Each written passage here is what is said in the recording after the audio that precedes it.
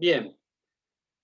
Eh, la clase de hoy vamos a hablar de los conceptos básicos de tránsito, ¿no? Es decir, esto es como el inicio. Luego vamos a empezar a hablar de temas puntuales o particulares en todo lo que se refiere a, a la parte de autopistas, a la parte de rutas o a la parte de caminos urbanos. Entonces, para conocer eh, todo lo que refiere a tránsito, necesitamos comenzar con cuáles son las definiciones mm, más comunes, ¿no? Respecto a lo que es el tránsito. Entonces hay un primer concepto que vamos a conocer el día de hoy, que nos va a seguir durante todo el año, que es el volumen de tránsito. El volumen de tránsito refiere a la cantidad de vehículos que tenemos en un carril o en una carretera. Vamos a expresarlo de diversas maneras. Siempre que hablamos de volumen de tránsito, lo vamos a expresar en cantidad de vehículos en una unidad de tiempo. Puede ser en una hora, puede ser en un día, puede ser en un mes, puede ser en un año. Y en, en qué espacio lo estamos midiendo ese volumen. ¿Es por carril? ¿Es por sentido de circulación? ¿O es en total? Es decir, nosotros tenemos, por ejemplo, una autopista que tiene 3 carriles por lado. Decimos, el volumen es 10.000 vehículos. No me alcanza ese dato. ¿10.000 vehículos qué? 10.000 vehículos por hora por sentido de circulación. ¿O tenemos 10.000 vehículos en total, en ambos sentidos de circulación? ¿O tenemos 10.000 vehículos en un día? Es decir, siempre el volumen es una cantidad medida en un tiempo y en un espacio. Entonces, por lo general, por ejemplo, un dato de tránsito, la capacidad de una autopista son 2.000 vehículos por hora por carril. Es decir, eso es lo que puede evacuar una autopista, por ejemplo, un dato que también nos va a seguir durante todo nuestro desarrollo.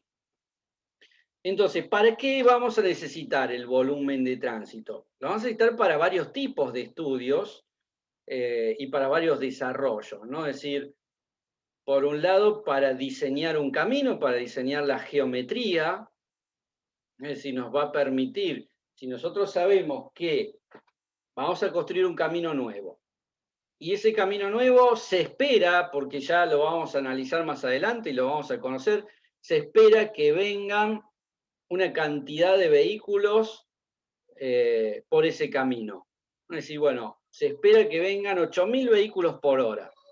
Bueno, eso nos da la pauta de cuántos carriles tenemos que diseñar para ese camino, porque si decimos que es solo 2.000 por hora y vienen 8.000, mínimo tenemos que tener 4 carriles. Es decir, bueno, ahora si esto es en ambos sentidos, vamos a tener 2 carriles de un lado, 2 carriles del otro. Entonces eso nos da las pautas para hacer un diseño geométrico. Nos da las pautas para un diseño estructural. Es decir, ¿qué espesor le vamos a dar al pavimento? Algo que dijimos es muy costoso, ¿no? Es decir, cada centímetro de espesor de pavimento requiere de una gran cantidad de inversión de dinero.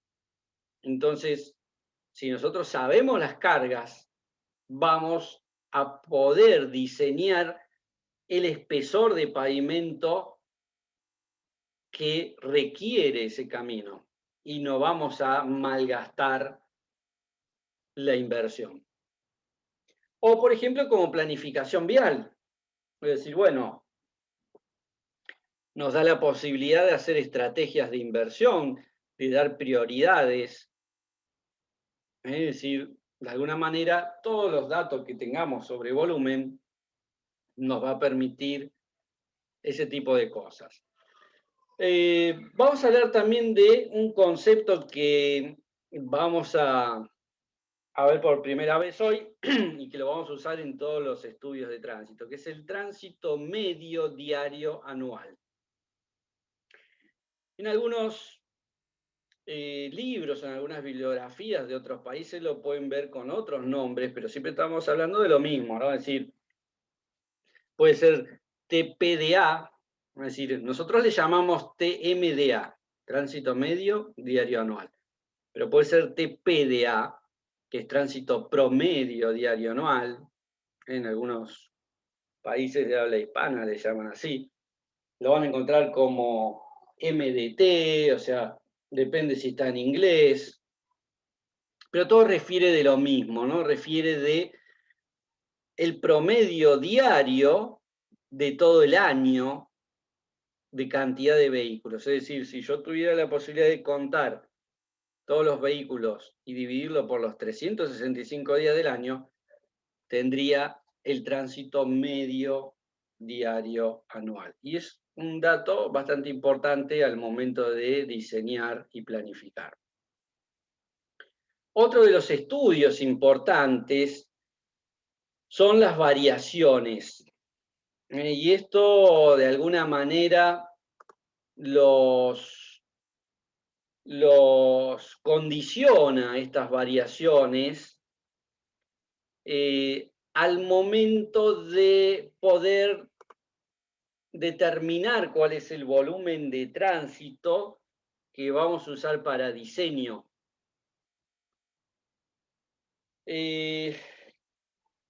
Conceptualmente pensamos en lo siguiente: vamos a un lugar, a una calle, y yo les digo, cuenten todos los vehículos que pasan por acá.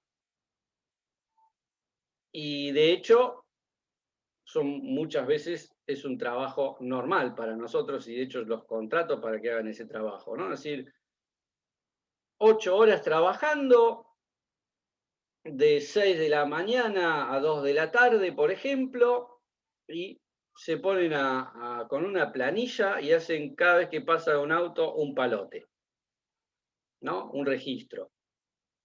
Se ponen a contar los autos. Yo me voy, los dejo contando y ustedes dicen, ah, qué fácil este trabajo, me voy a poner a dormir, total, invento que pasaron, ahora pasaron 100, después van a pasar 500.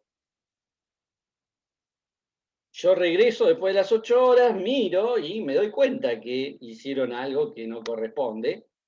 ¿Por qué? Porque el tránsito no es aleatorio. Es decir, por eso tenemos una ingeniería de tránsito.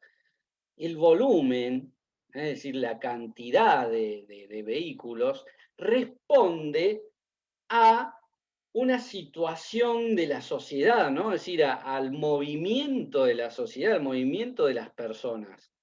Entonces, el tránsito siempre mantiene la misma variación, porque es el reflejo de la actividad humana.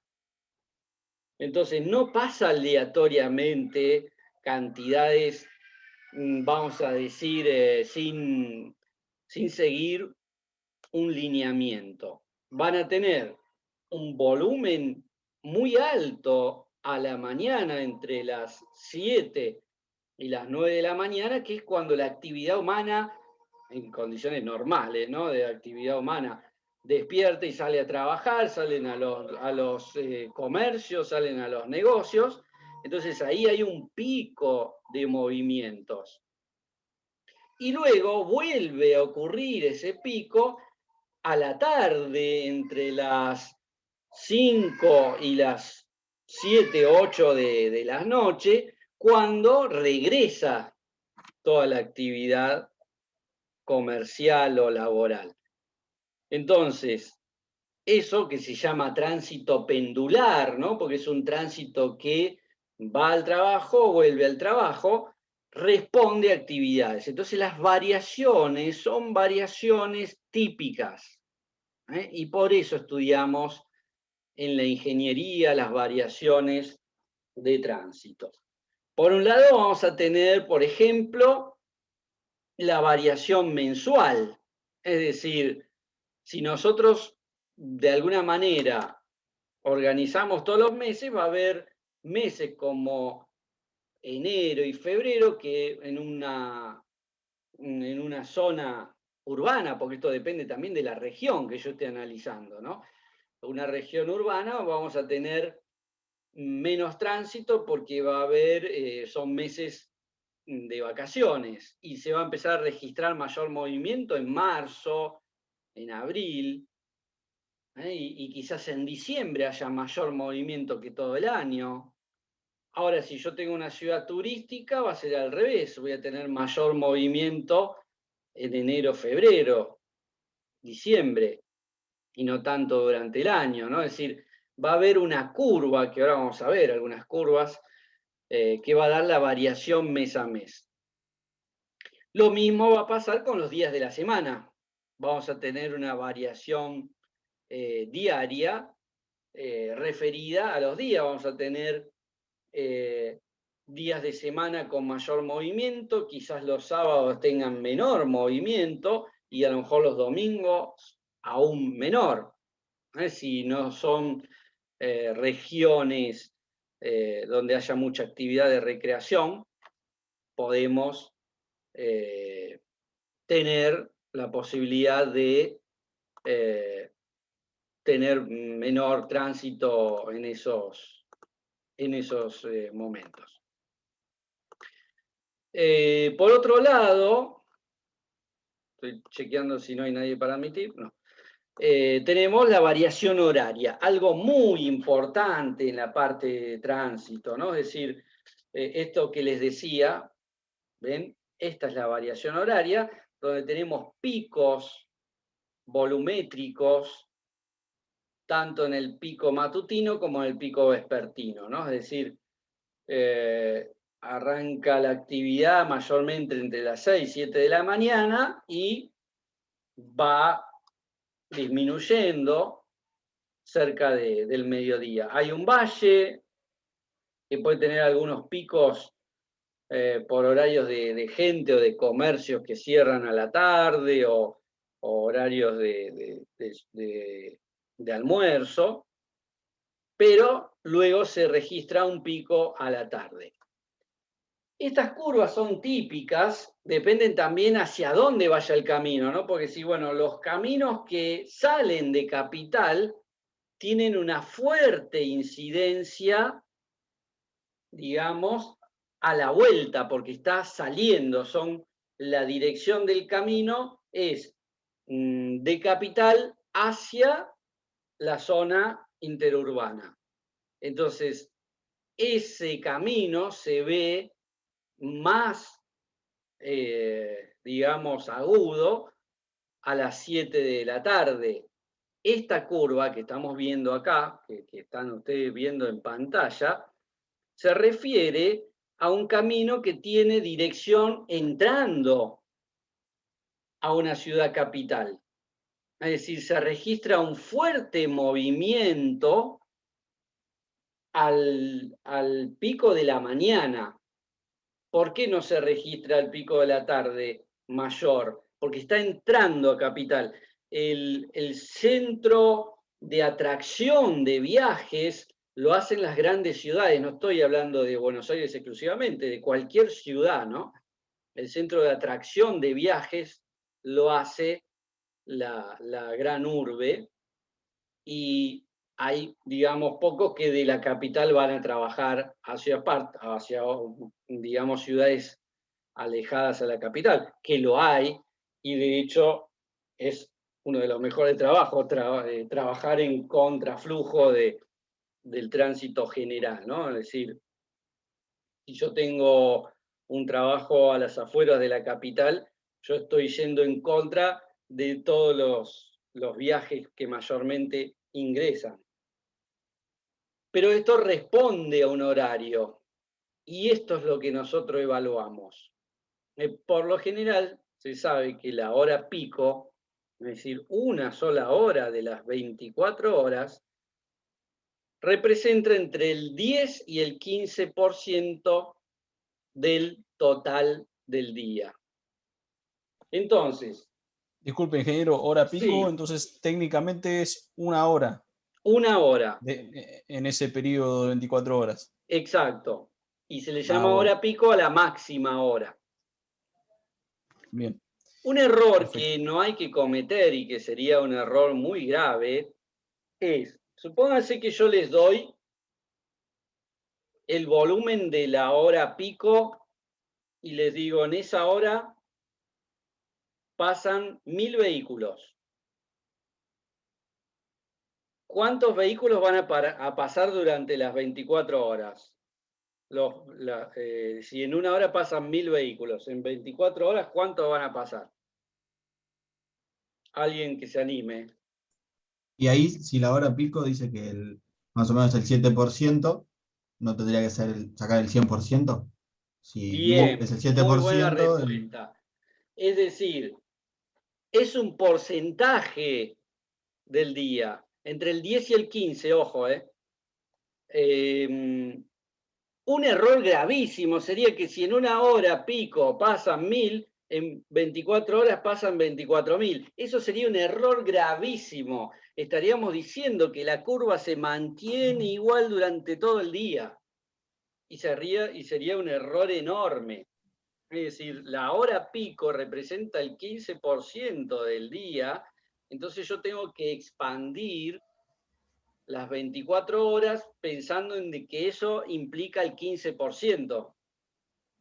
Entonces Está voy a mal hacer... llamada en las autopistas, en la mayoría creo está mal llamado la hora pico porque no es un intervalo de 1 hora. Lo extienden por un No, tema eso comercial. es otra cosa, sí, ya Claro. sé lo que decís vos. Eso es un segmento en el cual la autopista cobra más caro porque tiene mayor ganancia, porque es donde el rango donde más vehículos pasan. Eso Claro. surgió a partir de una cláusula que hay en las autopistas de que si hay una fila mayor a X metros o una fila de mayor de tantos autos, el contrato obliga a levantar la barrera y no cobrar peaje, porque la política de un peaje es que no puede detener el tránsito.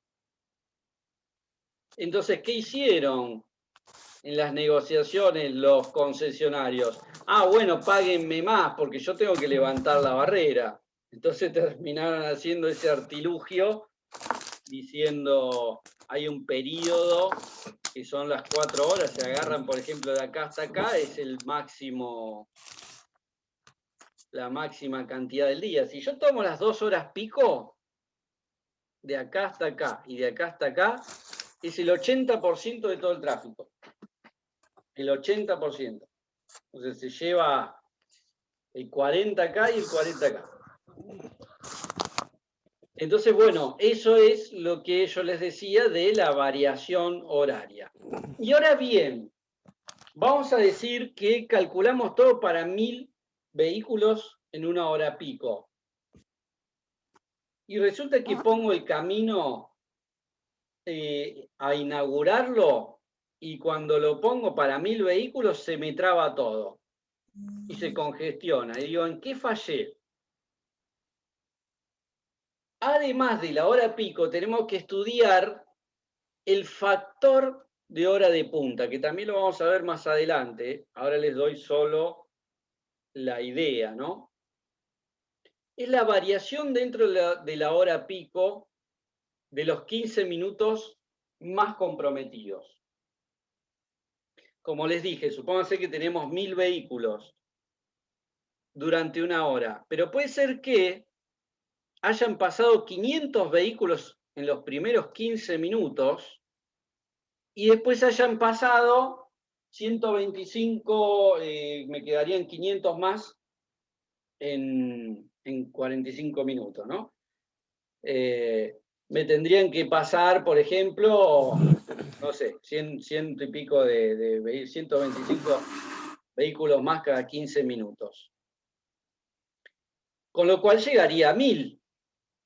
Pero resulta que hubo 15 minutos donde pasaron 500 vehículos.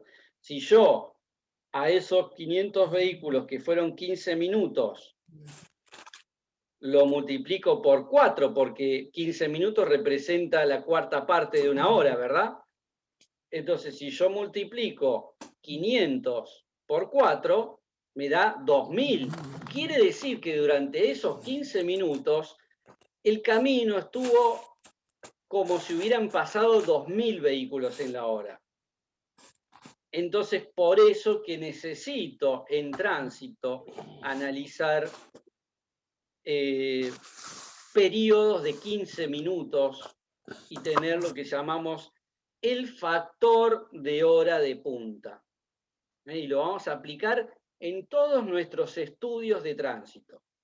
El factor de hora de punta es un factor muy importante.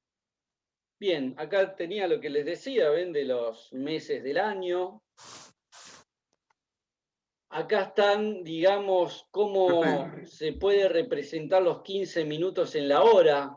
Esto que les decía recién, ¿no? Es decir, hubo 15 minutos donde el camino estuvo trabajando a una cantidad de vehículos que superó el de la hora. Y por eso se congestiona.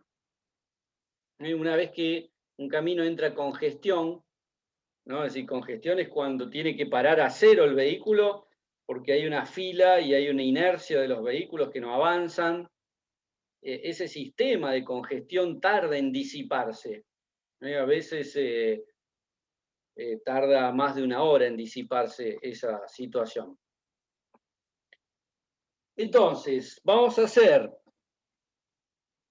varios tipos de estudios de tránsito que me van a servir para todas estas funciones que les comenté al principio, ¿no? Es decir, para estudiar cuál va a ser la cantidad de carriles de un camino, para estudiar cómo voy a tener que hacer los accesos a un centro comercial, para estudiar cuál va a ser, digamos, la recaudación de un sistema de peaje. Para eso vamos a hacer todos estos tipos de estudios, ¿no? Es decir, unos son los de cantidad de vehículos, que son los de volumen. Otros son la clasificación de los vehículos. Porque yo les digo 1000 vehículos, pero no les dije qué tipo de vehículos son. ¿Qué pasa si son 1000 camiones con acoplado de 25 metros de largo cada uno? Y ustedes estaban pensando que eran 1000 autos smart, por ejemplo, ¿no? Es decir, la clasificación es muy importante dentro del flujo vehicular de una ruta o de una autopista. Es decir, qué tipo de vehículo es. Y en las condiciones de capacidad también, el sistema de frenos y de agilidad que tiene un camión con acoplado no es lo mismo a un vehículo de pasajeros, un vehículo liviano, pequeño. Vamos a hacer estudios de velocidad. Y son estudios que lo vamos a hacer con tecnología, con equipos. Ahora vamos a ver un poco un paneo de las tecnologías. Vamos a hacer estudios de tiempo de viaje, es decir, para determinar el confort de un camino, si tiene una buena capacidad o no. Estudios de intervalos de longitud, por ejemplo, en el caso de estaciones de peaje, en el caso de dársenas de giro a la izquierda, porque todos estos estudios también sirven para la parte urbana, para determinar el diseño de un semáforo, los tiempos de un semáforo, las condiciones geométricas de un cruce, las dársenas de giro a la izquierda, las dársenas de giro a la derecha, y estudios de estacionamiento o estudios, digamos, de capacidad de generación de viaje. Todos estos son estudios que se hacen en campo y que después vamos a aplicar en clases sucesivas técnicas para determinar los datos que estamos buscando. Entonces, hablemos un poco del tema de volúmenes y de velocidades, ¿no? Es decir, bueno, por un lado tenemos el tránsito medio diario anual, como lo describimos, cantidad de vehículos dividido los 365 días del año.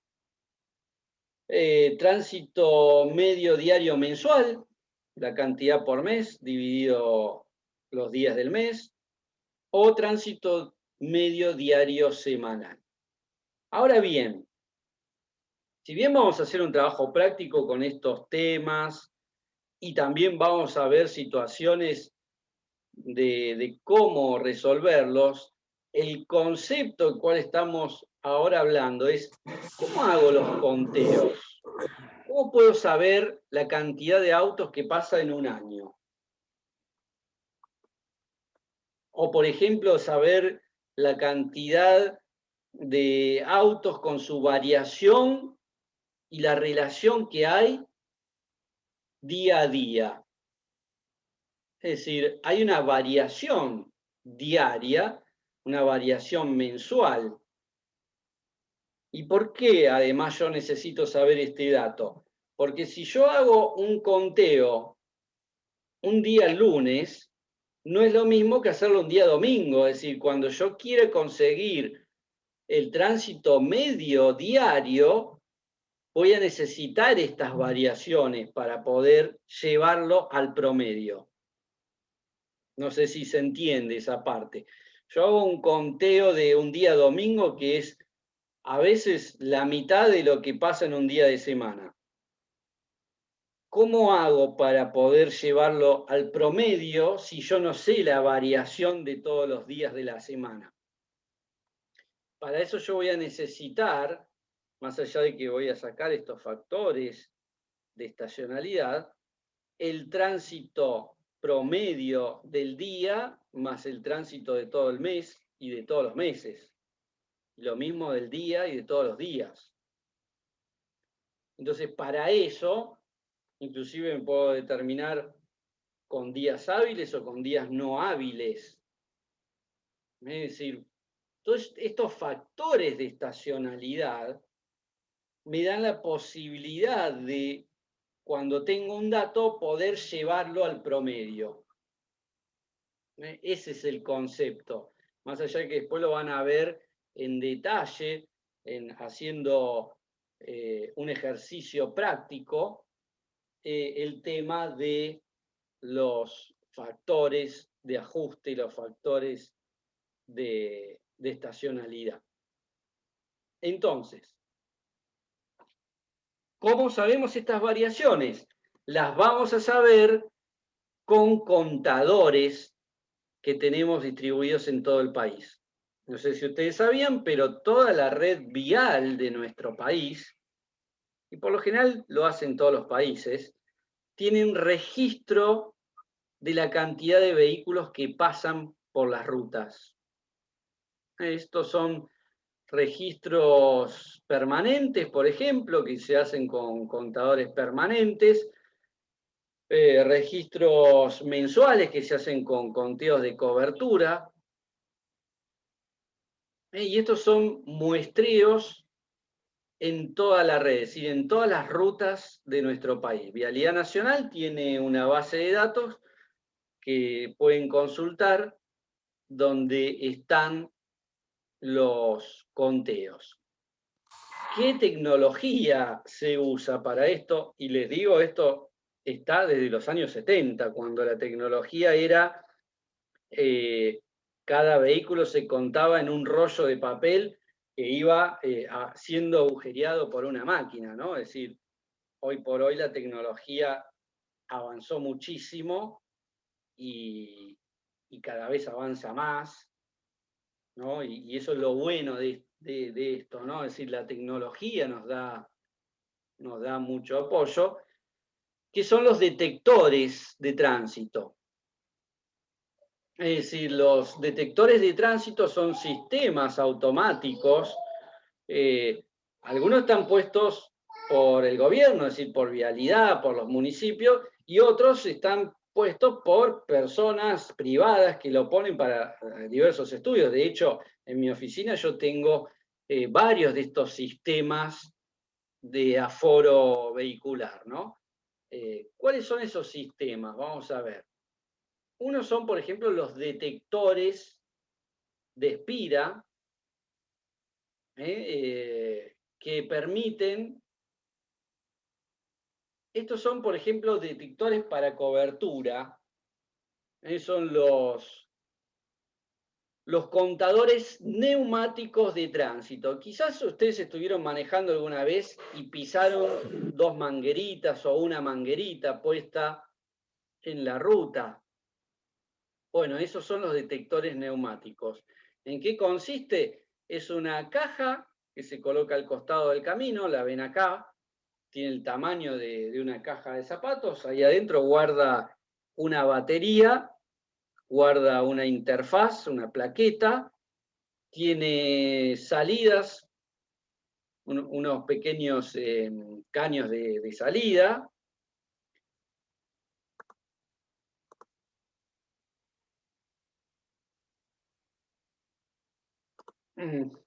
Quería ver si alguien quería ingresar.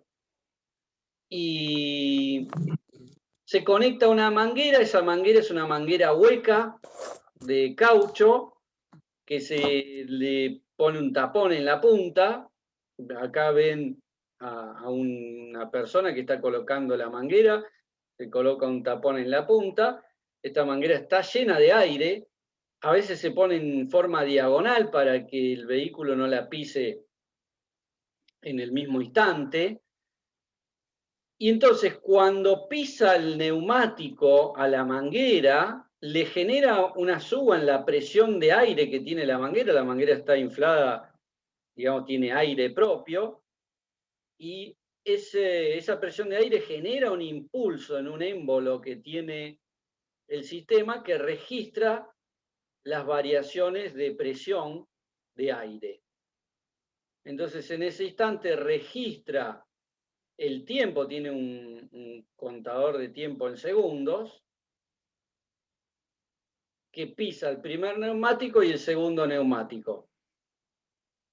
En ese momento registra un paso de un vehículo y el tiempo que tarda en pasar de un neumático al otro registra la longitud del eje, con lo cual puede identificar este vehículo si es un auto o es una camioneta o es un camión, y puede determinar una clasificación vehicular, es decir, distinguir qué tipo de vehículo acaba de pasar. Y se pone con diversas configuraciones. Ven que acá está pasando con configuraciones en un sentido y en el otro. Ya admito, un segundo. Ahí va. Listo. Con esto se puede saber el sentido de circulación, la cantidad de vehículos, y lo registra todo en una pantalla que queda guardado en un disco rígido. Entonces, con eso tenemos la cantidad de vehículos que pasaron durante, por ejemplo, toda una semana. Otro sistema es el sistema de contadores permanentes, que son los contadores de espiras. Este sistema es un sistema de espiras que se coloca en el camino y lo que hace es generar un campo magnético que cuando pasa el chasis metálico de un vehículo, interfiere en el campo magnético que tiene la espira y con eso reconoce que ha pasado un vehículo. Entonces, en función del tiempo que está influyendo sobre la espira, podemos determinar si es un auto o es un camión, por ejemplo. Entonces eso está calibrado y puede determinar, a su vez, velocidad, puede determinar tipo de vehículo. La manguera también puede determinar velocidad. Profe, ¿sería más confiable este o el anterior? Los dos tienen una precisión que nos anda cerca del 2% de error. Este, digamos, tiene mejor posibilidad de que no se salga el sistema, porque está con una obra. Ven, acá están haciendo la obra de colocación de espiras bajo el pavimento y es mucho más firme. Este sistema, yo lo he puesto infinidad de veces, con el paso de los camiones se revienta y se sale el perno que lo está colocando, se afloja y empieza a pegar latigazo a la manguera y no mide bien.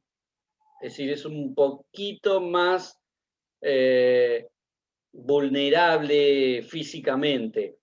O sea, si bien la precisión es buena, al ser un sistema que se coloca, es un poquito más vulnerable. En cambio, este ya es rígido, es fijo y es inalterable. Este es el que mide todo el año. Es decir, las autopistas están obligadas a tener estos sistemas, lo tienen cada 20, 30 kilómetros y miden todo el año.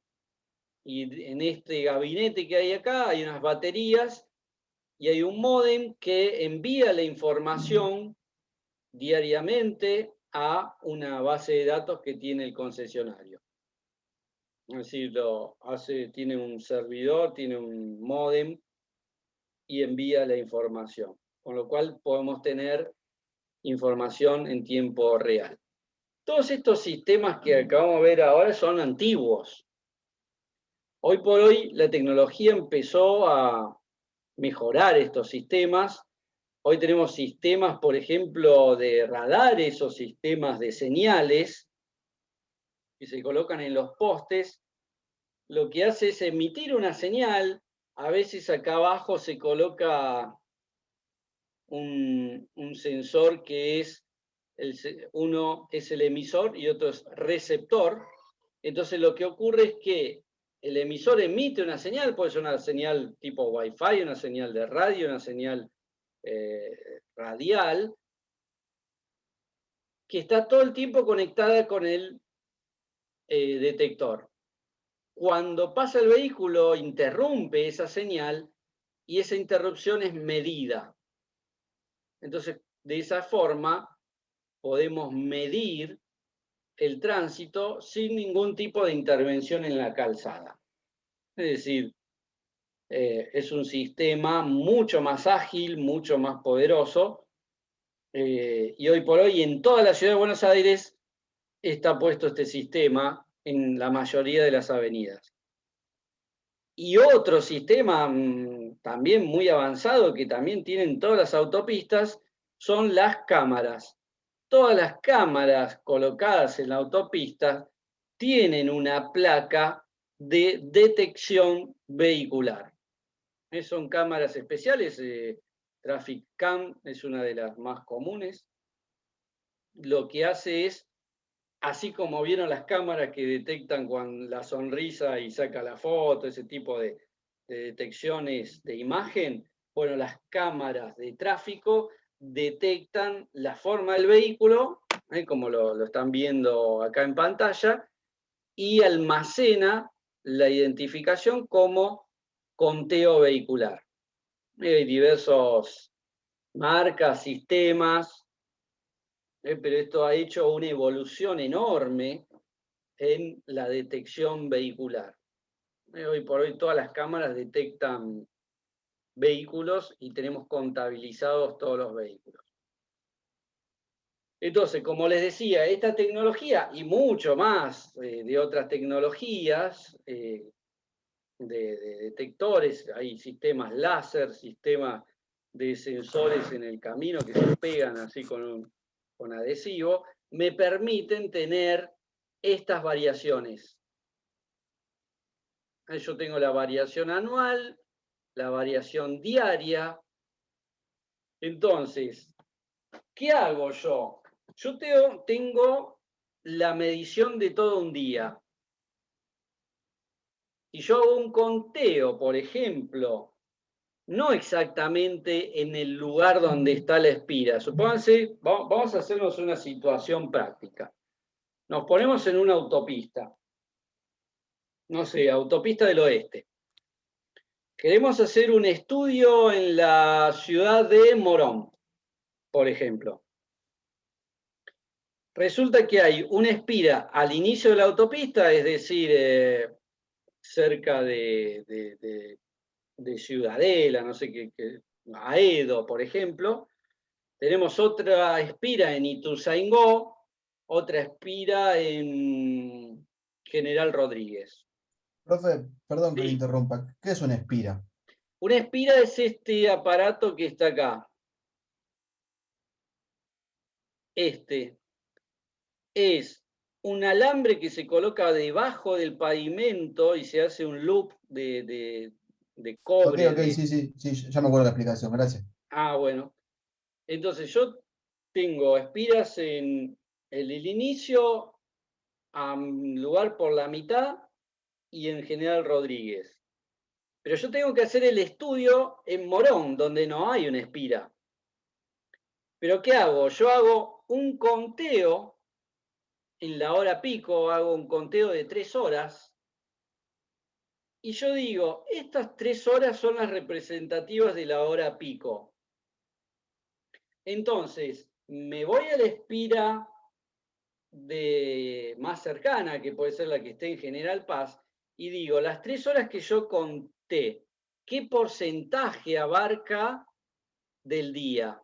Ahora volvemos a esta diapositiva, acá. ¿Lo ven? Entonces yo voy a la espira que tengo de todas las 24 horas y sumo, porque el conteo que hice es de 8 a 11, sumo el porcentaje de la espira. En este caso me está dando un 20 y pico %.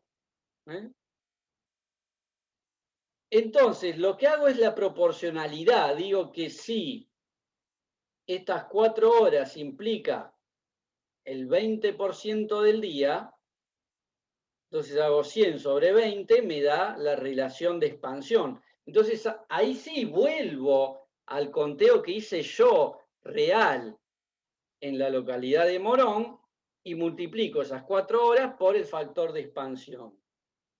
Me va a dar un valor totalmente diferente a el total que me dio cerca de General Paz. Pero porcentualmente sí es correcto. Siempre hay que trabajar en forma porcentual. Cuando hagan el práctico lo van a ver. A veces se pierden y dicen, no, pero profesor, no me da igual que me dio en General Paz. No, no tiene que dar igual, porque en General Paz hay 100.000 vehículos y en Morón hay 40.000. Yo lo que necesito saber es que hay 40.000, a partir de un conteo que hice de 4 horas. Entonces, esa es lo que se trabaja, con la relación que hay porcentual en la variación, ya sea diaria, sea semanal, o sea mensual. Porque también estas 4 horas, ¿de qué día la hice? ¿La hice de un lunes o la hice de un domingo o la hice de un viernes? Entonces yo tengo que ir a la espira y medir del día que yo trabajé. Esto es por meses, bueno, este es por hora, me faltaría una curva diaria, ¿no? Y sacar de ahí el porcentaje que implica el viernes respecto del total. Entonces, entienden un poco la relación, es una relación de porcentajes.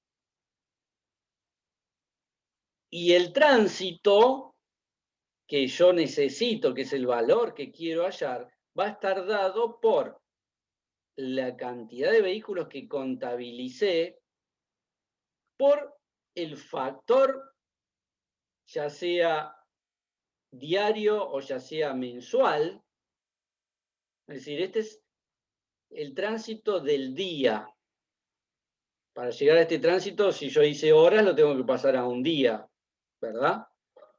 Ahora, de ese día lo tengo que multiplicar por el factor del mes y el factor del día. Es decir, vamos a decir, yo conté un día viernes y me dio 8.000 vehículos. Y lo conté un día viernes del mes de febrero. ¿Se entiende? Lo conté un viernes de mes de febrero. Entonces yo tengo que llevar ese conteo a el mes medio de todo el año, Entonces yo tengo que saber que febrero es el 80% de todo el año. Entonces lo tengo que llevar al 100%. Y el día viernes implica el 120% de todos los días. Entonces tengo que dividirlo por 120 para que quede el promedio diario del año. Eso es un poco digamos, la solución que queremos hallar, que es el tránsito medio diario anual. Esa es la forma de trabajo. Disculpe, Cuando ingeniero. hagan trabajo práctico, ahí lo van a poder ver en detalle y en números. Bien. Otro tema que también tiene la posibilidad, este tipo de tecnologías, es de determinar el tipo de vehículo. Esta planilla es la planilla que tiene Vialidad Nacional como planilla válida de tipos de vehículos de la República Argentina. Si ustedes trabajan en otro país, van a tener que buscar la planilla de ese país, porque el parque automotor de cada país cambia. Tiene diferentes marcas, diferentes pesos, diferentes distancias entre ejes. Esta es la de nuestro país. Entonces, tienen la categoría auto, que es el vehículo de pasajeros, las camionetas, y después van a ir viendo por ejes.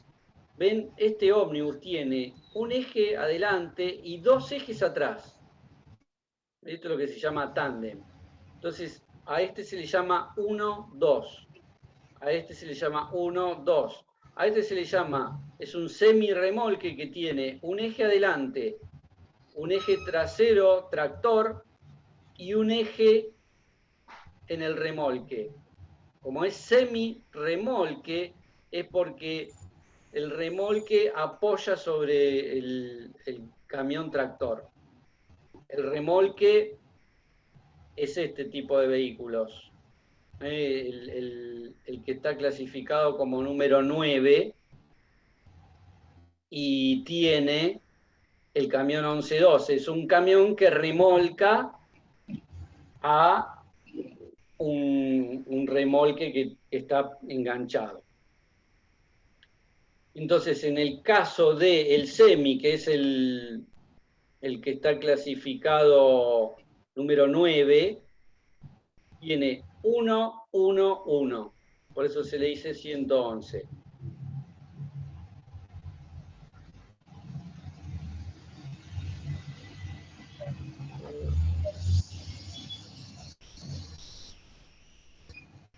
Bien. Luego van a ver los diferentes modelos que tienen que poner en vialidad. Entonces, muchas veces estos conteos los hacemos en forma manual, donde tenemos una planilla y nos sentamos, los que somos censistas de tránsito, operadores, personas que muchas veces son compañeros suyos o son ustedes mismos que se sientan al costado de la ruta en un lugar seguro que no corra ningún tipo de peligro y por cada hora o por cada media hora cuentan la cantidad de vehículos que pasan a mano con una planilla donde ponen pasó un camión, pasó un auto, pasó un semirremolque y hacemos conteo manual hecho a mano visualmente con un operador.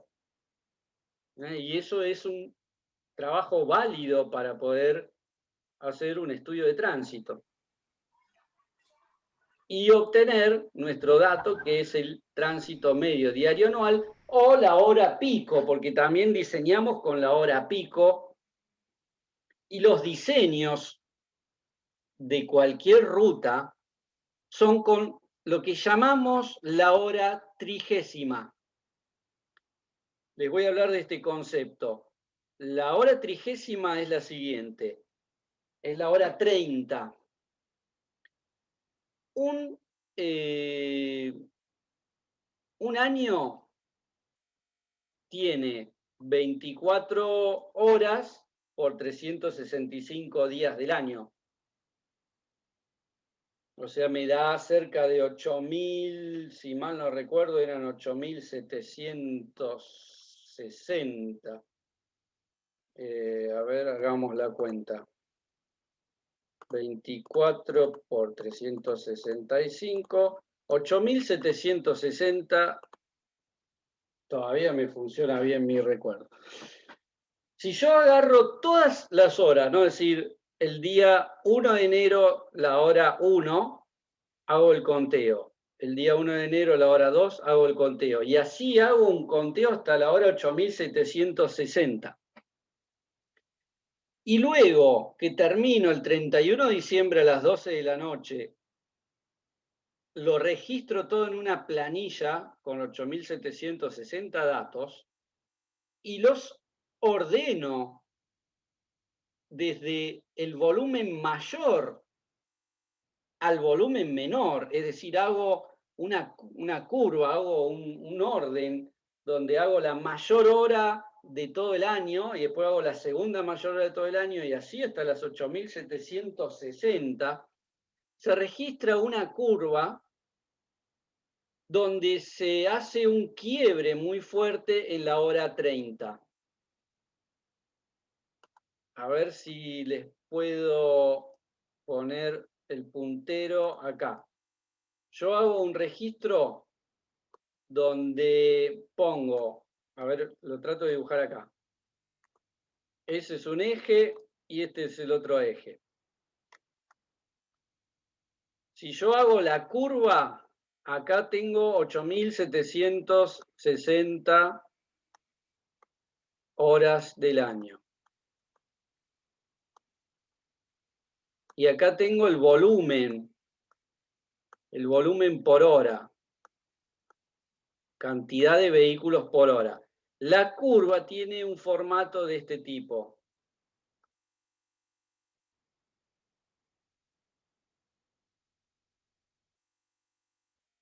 Y ahí se va haciendo asintótica. Y esta que está acá, este quiebre, es la hora 30. Es decir, hay 30 horas del año que superan la cantidad máxima de diseño. El resto son 8.730 horas sobre 30, cumple con la capacidad. Entonces, ¿qué quiero decirles con eso? Usamos la hora 30 como hora de diseño, como la hora máxima para calcular la capacidad de un camino, para calcular el diseño de un camino. ¿Se entiende? Es decir, lo vamos a hacer con la hora 30. Ese es un dato importante. Bueno, dos factores más y terminamos. Uno es el factor de clasificación. ¿Qué es el factor de clasificación? Es un factor que transforma la cantidad de vehículos en ejes. Este vehículo, el número 2, este vehículo tiene 2 ejes. Este tiene 2, este tiene 2, este tiene 2, este tiene 3, este tiene 3, este tiene 3, 3, este tiene 4 ejes, este tiene 4. Entonces lo que vamos a hacer es la cantidad de vehículos de 2 dividido 2, la cantidad de vehículos de 3 dividido 2, la cantidad de 3 dividido, o sea, siempre vamos a dividir por 2 ejes. Entonces, por ejemplo, un bus que tiene 4 ejes equivale a 2 vehículos de 2 ejes. Es decir, lo transformamos en pares de ejes. Cuando tenemos 5, me das 2,5. Este tiene 5 ejes. Y yo lo divido a 2 ejes, pares de ejes, me da 2,5.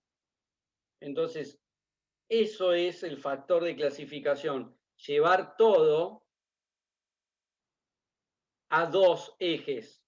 Entonces lo que hacemos es agarrar la suma de todos los ejes, el que tiene 5 por la cantidad de vehículos que tiene 5, el que tiene 4 por la cantidad de vehículos que tiene 4. Vamos a ir sumando todos los ejes y lo vamos a dividir por la cantidad de vehículos dividido 2. ¿Se entiende? Vamos a decir, pasaron 100 autos, 100 por 2. Pasaron 30 camionetas, 30 por 2. Pasaron 10 buses, 10 por 3. Sumamos todo y dividimos la suma de todos los vehículos, es decir, 10 más 100 más 30, por 2. Y ese es el factor de clasificación. Que también vamos a hacer un ejercicio práctico para esto. Y también es un tema que le podemos tomar en un examen, por ejemplo. Pero es algo fácil de calcular.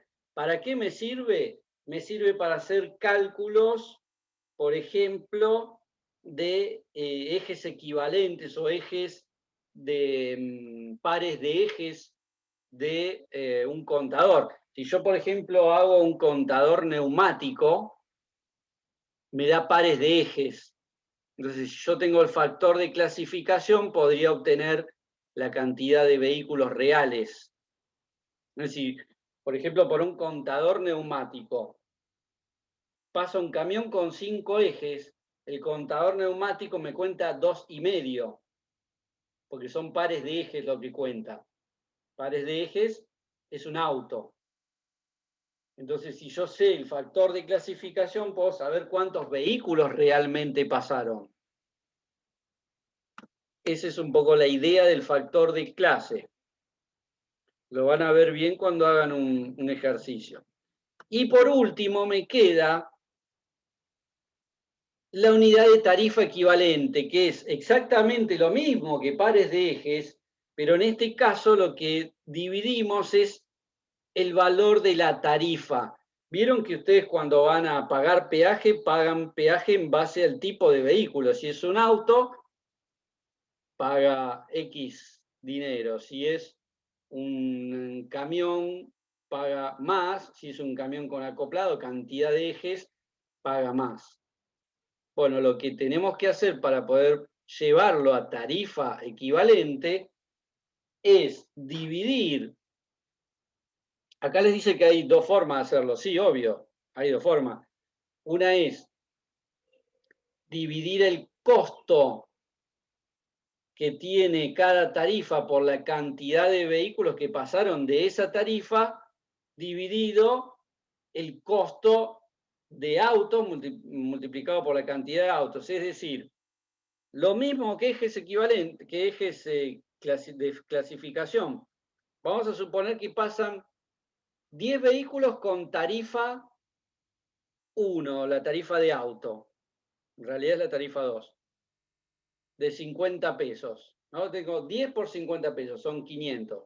Y después tengo 2 vehículos con tarifa de 100 pesos. Lo que hago es sumar todo ese costo, 2 por 100 más 5 por 50, o lo que sea, 10 por 50, y dividirlo por la tarifa base, que es la tarifa de auto. La otra opción es hacer la relación entre el costo de la tarifa, digamos, más alta sobre el costo de la tarifa de auto para cada vehículo, multiplicándolo por la cantidad de vehículos. A ver, el costo de la categoría 3, vamos a decir que es una camioneta, una Traffic, vale 100 pesos. Un ejemplo, ¿eh? Y el auto vale 50 pesos. Yo lo que hago es 100 dividido 50 y lo multiplico por la cantidad de Traffic que pasaron. Entonces lo que me está dando es exactamente lo mismo. Es decir, el doble de la tarifa 100 dividido 50 por la cantidad de Traffic. Y eso me da tarifa equivalente. ¿Para qué me sirve este dato? es un dato exclusivamente económico para calcular montos de ingreso por peaje. Es decir, supónganse que ustedes hacen un conteo de vehículos con espira o con una manguera. Tienen pares de ejes. Si a eso lo multiplican por la tarifa equivalente, les va a dar cuál va a ser el ingreso por peaje si cobrarían peaje en ese camino. Es decir, ¿por qué necesito esto? Porque si yo multiplico el volumen de vehículos por una tarifa, ¿por cuál tarifa se lo pongo? ¿Por el costo de un auto? ¿Por la que vale el camión o lo que vale la camioneta? No puedo, necesito este valor que es un ponderado, una ponderación económica. Y por eso, con eso tengo la exactitud del control. Bien, terminamos los conceptos básicos por hoy. Quizás es demasiada información inicial. Esto lo vamos a ir desglosando en trabajos prácticos, pero la idea justamente es todos los conceptos que vamos a usar de aquí en adelante para hacer los diferentes estudios. Es decir, ya la próxima clase vamos a empezar con conceptos básicos de capacidad y de carreteras, y tenemos que tener el conocimiento inicial, que es el que vimos en la clase de hoy. Así que bien,